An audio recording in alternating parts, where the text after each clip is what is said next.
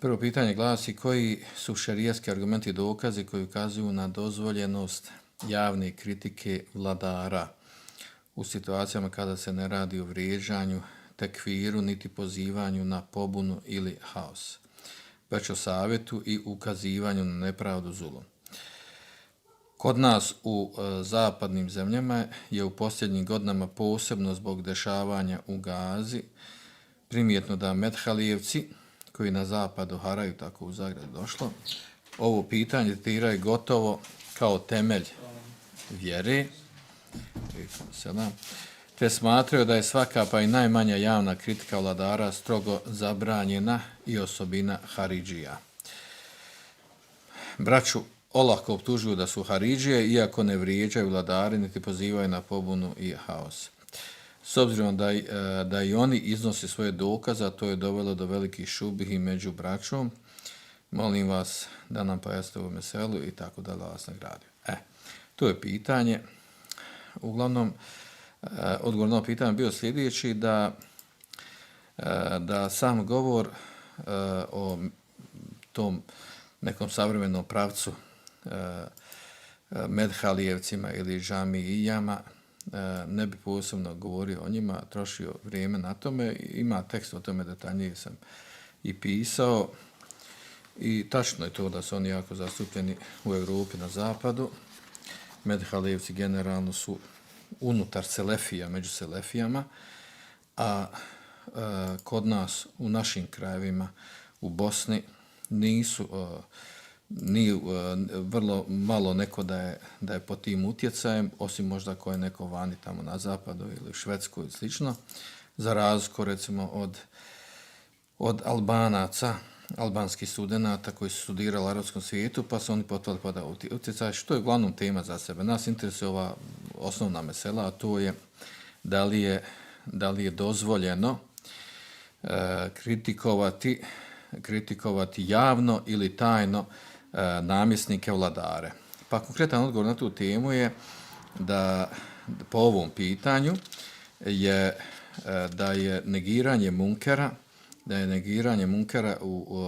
munkera misli se ono što je neispravno šerijatski, što je zabranjeno, što je devijacija u ovom ili onom obliku, da je ona propisana u osnovi, na osnovu mnoštva kuranskih ajeta i hadisa koji ukazuju na taj propis. Znači, to je uopšteno, a nas interesuju konkretni dokazi za ovo pitanje. Znači, ispravno je da je dozvoljeno kritikovati praksu, uvjerenje, stavove i djelovanje vladara, namjesnika u muslimanskim krajevima. Ono može biti tajno, znači između onog koji ga savjetuje i kritikuje i javno da bude obznanjeno ostalim muslimanima. Jedno i drugo je propisano shodno okolnostima. Šta je dokaz da je dozvoljeno? I naravno odmah u startu da napravimo razlika između negiranja munkera, kogod ga radi vladar ili običan musliman, i između, a ovdje govorimo o kritikovanju vladara, namjesnika, razlika između, znači, upućivanje kritike i negiranja zabranjenih dijela od strane vladara, razlika između toga i huruđa, to jest haridžizma, izlazak protiv vladara i pobune protiv vladara. To su dvije različita pitanja, dvije različite mesele i miješati njih je neispravno i šerijatski tekstovi ne govori, ne tretiraju ova dva pitanja na isti način. Jedno je, znači, izlazak protiv vladara, a to izaći protiv vladara to znači napraviti pobunu i današnjim jezikom rečeno revoluciju, uzeti oružje u ruke, pobuniti se, povesti borbu, rat protiv onog koji je namjesnik. Svejedno to bila grupa veća ili manja. I to je huruđ, to je izlazak protiv vladara koji u osnovi u šerijetu zabranjen. Za razliku od negiranja munkera koji je u osnovi propisan. Negiranje munkera, kogod ga radio, je u osnovi u šerijetu propisan. Dokaz konkretan ovdje, da ne duljimo plaho, da je dozvoljeno, da je propisano negirati munker, je onaj poznati hadis poznati hadis u kojem je došlo. Naravno, to je tem se govori učenjaci detaljnije, to mi nije namjera da govorim. Recimo, dovoljno je da imamo Muslim u svome sahihu. U svome sahihu Muslim ima poglavlje pod naslovom Babu vujubil inkari alal umerai fima yuhalifuna šarre wa terku kitalihim. Kaže poglavlje o obavezi inkara, negiranja vladarima, namjesnicima, fima yuhalifuna šarre, u onom u čemu oni postupaju oprično šerijatu. Wa terku kitalihim i ostavljanje ratovanja protiv njih. Pa je onda ispod tog pogleda naveo hadise vezano za tu tematiku. A od konkretnih hadisa vezano za ovu tematiku je hadis koji bilježi Ibn Mađe u svome sunenu od Ebu Saide al-Hudrija radijallahu anhu, da je Allahu poslanik sallallahu rekao efdalu džihadi kelimetu adlin inde sultani džair. Najbolji džihad je riječ pravde ili riječ istine u drugim rivajetima kod sultana, kod namjesnika džaira zulumčara. Znači, to je najveći džihad. Otići i reći istinu vladaru, namjesniku, istinu u onome što radi, što krši od šerijata. Tako da je to po tekstu hadisa najveći vid džihada. Ovaj hadis ima više rivajeta. Hadis je vjerodostojan, opće prihvaćen hadis i poznat hadis. I čak imamo u drugim rivajetima u kojima je došlo da je poslanik se upitan Allahu poslaniče koji je najbolji džihad, pa je on rekao kelimetu haqin, riječ istine inde di sultani džair, kod, kaže, namjesnika koji čini nepravdu. A imamo također hadis koji potvrđuje ovo značenje, a to je hadis koji bilježi Hakim, ocjenjuje ga on vjerodostojnim, Zehebi također potvrdio, Šejh Albani vjerodostojnim, u lancu tog hadisa je došlo. Riječ je ovdje o Sejidu Šehada, o prvaku šehida na sudnjem danu, i u tekstu hadisa je došlo da je poslanik sallallahu alejhi ve sellem rekao Sejidu Šehada, prvak šehida na sudnji dan, kaže Hamza ibn Abdul Mutalib radijallahu anhu, kaže wa rajulun qama ila imam džair, i čovjek, kaže, koji ustani, kaže, vladaru nepravednom, fa amarahu wa nahahu, i naredi mu i zabrani mu da radi što je ispravno od šerijata, zabrani mu ono o čemu krši šerijat, fa qatalehu, i onda ga ubije taj vladar namjesnik. I time završava tekst hadisa. Poenta je ovdje da je u hadisu ubrano da je to prvak šehida na ahiretu. Znači nije obični šehid, nego prvak šehida. Dobro. Ovdje naravno misli se šehid koji se tretira šehid na ahiretu, jedna od vrsta šehida na ahiretu, a ne na dunjalku, jer šehid na dunjalku je onaj koji preseli u borbi protiv kafira. Dobro, to je jedan šerijski tekst. A drugi šerijski tekst, imamo dosta primjera gdje su ashabi negirali vladarima, namjesnicima, tabini također i tako dalje. Nas interesuju hadisi. Imamo konkretan hadis, poznati svima nama hadis koji bilježi Muslim u svome sahihu, a u njemu je došlo da je od Ebu Saida al-Hudrija hadis, a početak hadisa u stvari govori o tome ono što se desilo za vrijeme Mervana ibn Hakema, namjesnika Medine, za vrijeme Mevija, koji kada je klanjao Bajram namaz, počeo je sa hudbom prije namaza, a po sunnetu da se klanja prvo Bajram, pa se onda održi hudba. Pa kad je Mervan ibn Hakem popeo se na minber, neki čovjek od tabina mu je rekao da je namaz prije hudbe. A onda on njemu odgovorio, Mervan ibn Hakem, kaže, kad Turek je to je ostavljeno, ta praksa je ostavljena, ne radi se po njoj. Odnosno, on je ostavio tu praksu.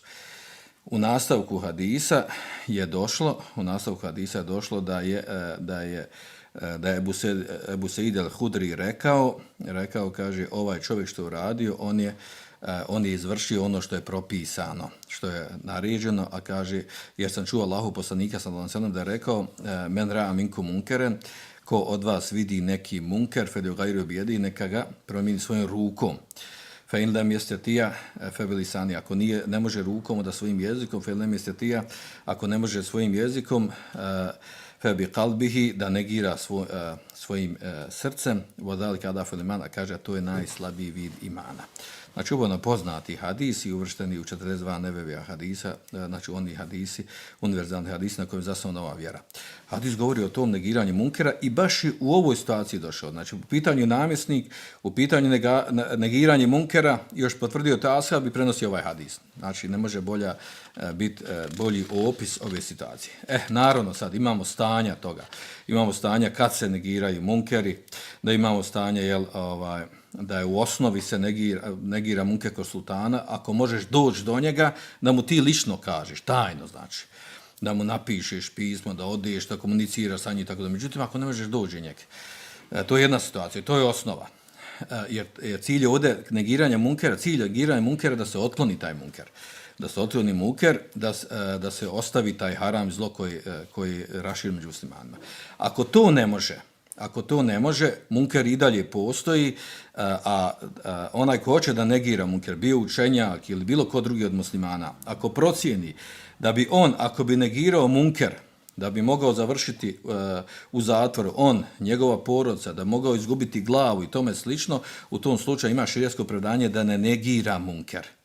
Ima šerijatsko predanje da ne negira munker, kao što imamo predaje prenesene od nekih učenjaka selefovog umeta poput Hasana el-Basrija. Kao što je došlo u Ibn Mađe u svom sunenu navodi taj slučaj koji se desio u vjerodostojnom lancu prenosilaca, a to je da je Hasan al-Basri upitan zašto ne negira munkere kod vladara koji su bili u Iraku i tako dalje, pa je on odgovorio da u stvari negiranje munkera, upozoravanje na to što radi, značilo bi u stvari da će biti ubijen. Da će biti ubijen, da pokazao mu rukom, i ovo prepričam svojim riječima, pokazao rukom da bi u stvari mu osjekao sabljom glavom, da bi bio ubijen ako bi negirao munker. To je jedan primjer toga kako su učenjaci razumijeli taj fik toga, ako će negiranje munkera odvesti do toga da budeš ubijen ili budeš zatvoren, ili bilo koja druga vrsta bojkota i tome slično, tada ima šerijatsko predanje da se ne negira munker, što znači ostaje osnova da se negira. I imamo treću situaciju, a to je javno negiranje. Kada je javno negiranje? Na predavanjima, na hudbama i tome slično. Kad?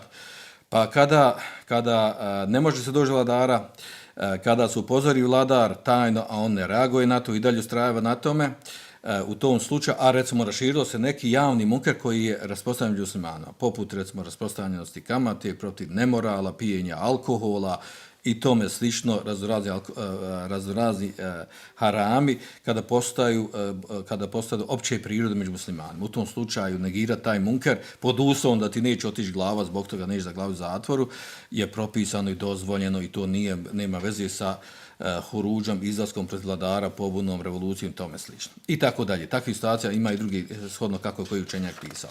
I to je osnova po ovom pitanju. Neki učenjaci dijele ova stanja na 3, na 4, neki na 6 situacija različiti kada i kako treba negirati munkere.